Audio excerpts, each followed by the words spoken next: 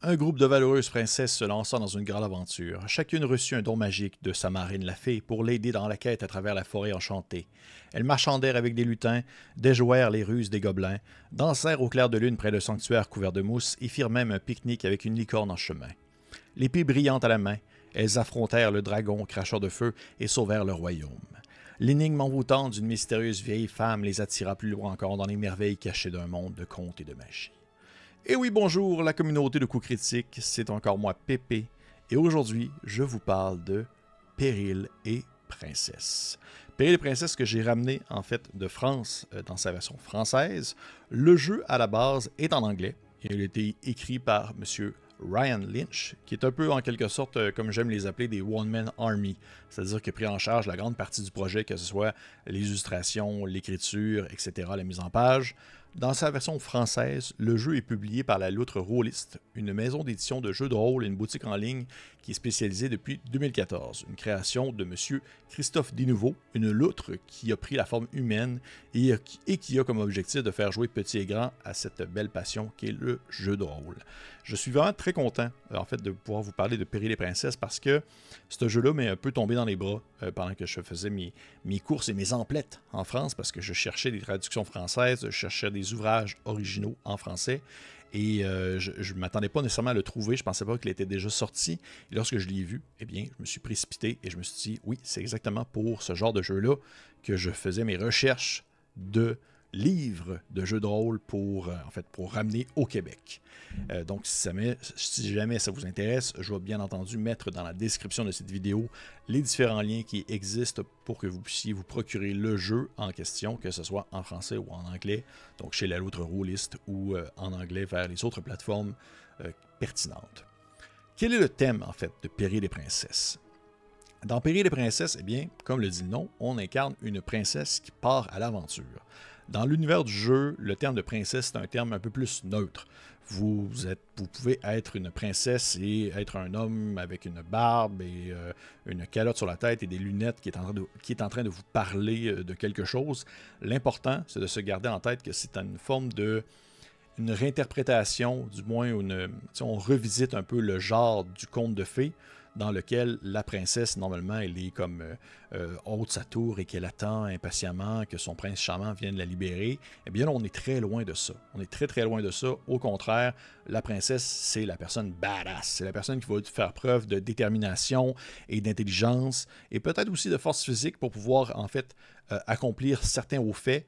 On se lance dans l'aventure, on est des princesses, on réinterprète et on revisite les contes de fées. Donc, si vous êtes fan des frères Grimm, des films d'animation, des livres de contes que vous lisiez lorsque vous étiez plus petit, eh bien, c'est peut-être le genre de jeu qui pourrait vous intéresser. D'ailleurs, l'auteur lui-même, M. Lynch, fait mention des différentes ressources, les inspirations qu'il a eues, plutôt sur lesquelles il s'est basé pour pouvoir concevoir le jeu. On peut parler par exemple de La montagne la plus lointaine, Princess Bride, La dernière licorne, Redwall, Le Magicien d'Oz, Les aventures d'Alice au Pays des Merveilles et plus encore. On comprend, on voit vers quoi on s'enligne, là, quelque chose d'un peu féerique, quelque chose d'un peu magique, mais il faut faire attention parce que, oui, la couverture est bien rose, on parle de péril, de princesse, on parle de contes de fées, mais dans les contes de fées, il y a aussi également des dangers. Et on le comprend bien avec le système de jeu. Parce que c'est un peu ça aussi. Pourquoi je suis un peu excité de vous parler de Péril et Princesse? C'est parce que le jeu de base s'inspire beaucoup de jeux OSR minimalistes comme Cairn, Into the Odd et autres jeux du genre. Donc on est dans un jeu OSR qui est saupoudré de magie et de contes de fées, mais qui reste quand même OSR. Donc c'est dangereux, c'est risqué. La mort peut arriver, ou du moins les traumas peuvent arriver, comme on l'appelle dans le livre. Côté système, vous allez avoir besoin d'un D20, d'un D12, d'un D10, d'un D8, d'un D6 et aussi de D4. Les D20 et les D6 vont être les dés les plus souvent utilisés. Vos personnages, et là je vais vous faire apparaître à l'écran en fait la fiche de personnage. Là. Vos personnages vont posséder en fait 3 caractéristiques de base qui sont nommées dans le livre des qualités. Il y a la détermination, la grâce et l'esprit. La détermination, c'est vraiment vos émotions, actions physiques. C'est aussi utilisé pour le combat mêlé. La grâce, c'est plus l'équilibre sous pression, comment se comporter dans certains événements sociaux. C'est aussi utilisé pour le combat à distance. Et finalement, l'esprit, qui représente plus la résistance mentale, votre force émotionnelle, votre volonté, comment est-ce que vous pouvez puiser dans votre fond intérieur. Et là, en fait, lorsque vous souhaitez accomplir une action, vous devez lancer un des 20 et vous devez avoir soit égal ou en dessous de la caractéristique que vous utilisez. On se retrouve ainsi devant un classique jeu de type Roll Under, comme on peut le retrouver chez Cairn Horror Liminal ou encore Black Sword Hack. Il y a le concept de avantages et désavantages qui existent, qui sont un peu comme dans Donjon Dragon 5e édition. Donc, vous lancez 2 des 20 et vous gardez aussi les 2 meilleurs ou les 2 pires. Il y a les armures, les points de cœur qui sont les points de vie, bien sûr l'équipement que vous possédez, les armes aussi également que vous possédez, vos pièces d'argent. Bref, il y a quand même le gros classique des OSR minimalistes avec la quantité d'objets maximum que vous pouvez porter sur vous, mais il y a des petits twists. Et là, c'est un peu là-dessus surtout que je veux porter votre attention parce que le reste, ça demeure assez classique, on le connaît, on est habitué. Il s'agit en fait des aptitudes spéciales et de votre don. Lorsque vous créez votre personnage dans Péril et Princesse, vous devez choisir un don. Le don, c'est en quelque sorte ce qui vous est offert par Marraine la Fée, et ça peut représenter un peu presque un peu comme votre classe de personnage, mais pas vraiment, mais quand même. Votre don va vous donner des objets, il va aussi vous donner des talents.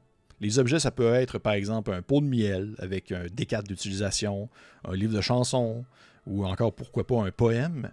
Et les talents, en fait, ce sont en quelque sorte des talents qui vous permettent de réussir automatiquement des actions dans lesquelles vous souhaitez accomplir quelque chose. Et là, on s'entend, c'est des actions qui sont très pointilleuses. Là. Ça peut être, par exemple, poésie, musique, comédie. C'est très circonstanciel selon le contexte dans lequel vous vous trouvez, ou encore peut-être la chasse, la pêche, l'orientation.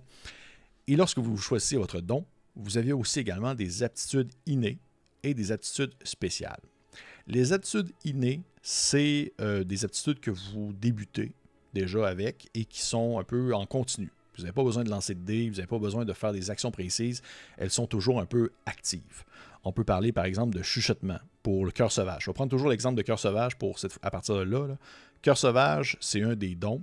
C'est un des dons qui vous est offert par Marraine la Fée, donc vous représentez en quelque sorte un lien spécial. Vous avez un lien spécial avec le monde des animaux et le monde de la sauvagerie. Les aptitudes innées de cœur sauvage sont par exemple chuchotement. Vous pouvez parler aux animaux et deviner leurs sentiments, ou ça peut être aussi grimpeuse naturelle. Vous disposez d'un avantage lors de vos tests de qualité qui impliquent l'escalade ou un terrain difficile. Donc, c'est vos aptitudes innées. Mais là, voilà que viennent les aptitudes spéciales. Les aptitudes spéciales, ça vient aussi avec des dés de don. Comme vous pouvez le voir sur la fiche de personnage pour ceux qui m'écoutent la vidéo, les dés de don, ce sont des D6. Vous avez une quantité de dés de don qui va jusqu'à 4 et vous pouvez les lancer en fait pour accomplir les aptitudes spéciales que vous souhaitez en fait mettre de l'avant.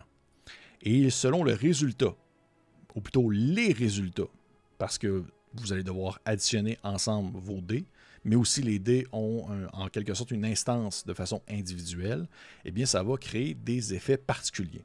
Je m'explique. Toujours dans Cœur sauvage, je vais prendre l'aptitude Rugir, qui est une des aptitudes spéciales que vous débloquez lorsque vous atteignez le niveau 2. Si vous faites Rugir, vous lancez un nombre de D6, donc si par exemple vous décidez de lancer 2 D6, et que le résultat sur les 2 dés, ou plutôt l'addition des 2 dés ensemble donne par exemple 5, eh bien, la description de l'aptitude est la suivante. Vous poussez un rugissement bestial. La somme des dons en fait que vous venez de lancer, donc 5. 5 créatures qui peuvent vous entendre doivent réussir un test de sauvegarde ou être terrifiées pendant D rounds. D étant le nombre de dés que vous avez lancé. Donc, vous avez lancé 2 dés et le somme étant 5. Donc, 5 créatures qui peuvent vous entendre doivent lancer un jet de sauvegarde ou être effrayées pendant 2 rounds. Et c'est un peu comme ça pour toutes les aptitudes spéciales qui proviennent de tous les dons. Il y a toujours un peu le concept de la somme et du nombre de dés que vous lancez. Donc, c'est quand même assez important de devoir calculer et d'être stratégique sur la quantité de dés que vous souhaitez utiliser parce que, également, si vous lancez plusieurs dés et que le résultat, en fait, sur un dé de façon individuelle est 1, 2, 3, il n'y a pas de problème, vous pouvez le garder. Mais si le résultat est 4, 5, 6, eh bien là, par contre, vous perdez le dé de don que vous venez d'utiliser et il revient seulement le lendemain après un repos. Donc, plus vous lancez haut, c'est cool, les effets peuvent être incroyables parce que la somme va être plus haute et la quantité est possiblement aussi plus haute. Mais par contre, vous allez perdre le dé que vous venez d'utiliser. Donc, il y a une certaine forme d'épuisement qui se fait à mesure que la partie avance, jusqu'à ce que vous puissiez vous reposer. Et si jamais vous avez des doubles, en fait, des doubles sur les dés de dons, eh bien là, il peut arriver des mésaventures. Et les mésaventures sont différentes selon le don que vous avez. Toujours dans Cœur sauvage, si vous avez un double 3, eh bien le dé de don ne revienne que sur un 2 jusqu'à ce que vous passiez du temps à jouer avec un animal et à le caresser.